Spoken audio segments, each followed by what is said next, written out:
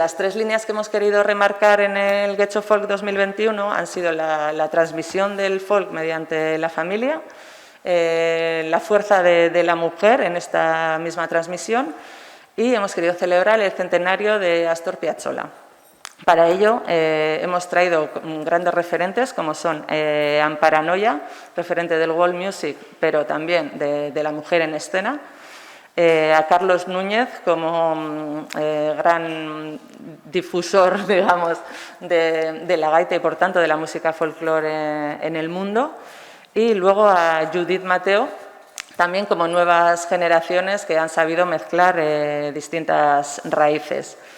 En cuanto a la transmisión familiar, los mejores representantes que hemos encontrado son Roberto y Miren Echevarría, que son padre e hijo y dan buena muestra de que la música vasca está muy viva. Y para celebrar el centenario de Piazzolla